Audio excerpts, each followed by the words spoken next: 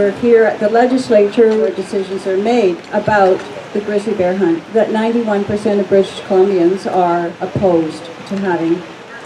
Our first speaker is Donna Johnson, and she comes to us from the Wuikinuxv Nation in the heart of the Great Bear Rainforest.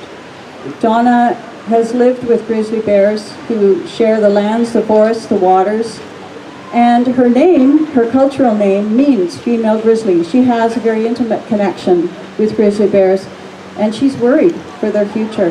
Donna?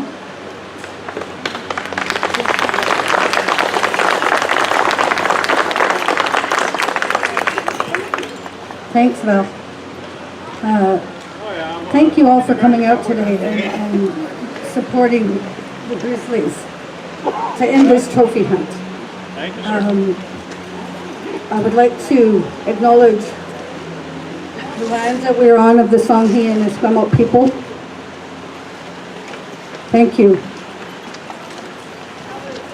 My experience with the Grizzlies is I come from the Wuikinuxv Nation in Central Coast, BC, Rivers Inlet. And the bears live. We live amongst the bears. The bears live amongst us. We're all one. The only thing is that there isn't that many bears anymore. We're noticing them dwindling. We're noticing them when I go home to visit, and there's hardly any bears that come through the village anymore. I always go, where are the bears? Where are the bears? When I was there last time, I was like, I think I saw 2 bears the whole time I was there. I was there for a month.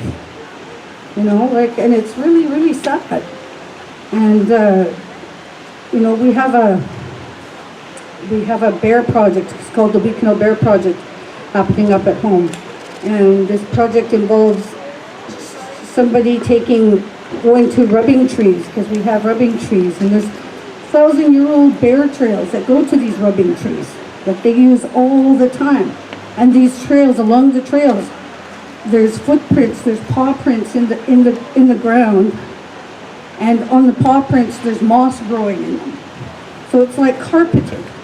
But they go to these rubbing trees, and we're taking the Bear Project is collecting DNA from the bears so we can distinguish what bears we have in our territory, where they go to, what they eat.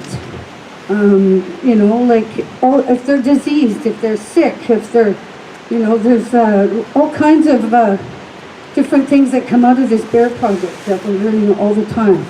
And they're teaching the kids in our school how to go out and collect these hairs off the rubbing trees, and we've got wildlife cameras keeping track of the bears. So we get pictures of them, but not just the pictures, we get their DNA, so that we can see what the bear looks like. Is it healthy? Is it sick? Is it, you know, but there's not very many anymore, and it's very concerning to me. As we walk with these bears, they're like our ancestors. I think we had one bear attack. The gentleman that was attacked a few years ago was from my nation, Johnny. He came in the middle between a mother and her cubs, and that's why he got attacked. He had dogs, and the dogs were irritating the bear, and scaring the cubs, and the mother thought that's enough, and she attacked him. But, you know, like, it doesn't happen very often, and we berry pick, and you should hear the stories of the bears, when, you know, the berry picking stories of the people at home.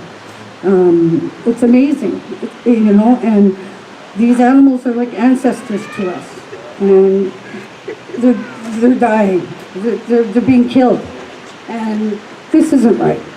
This has to stop. Let's end the trophy hunt. Thank you all for being here.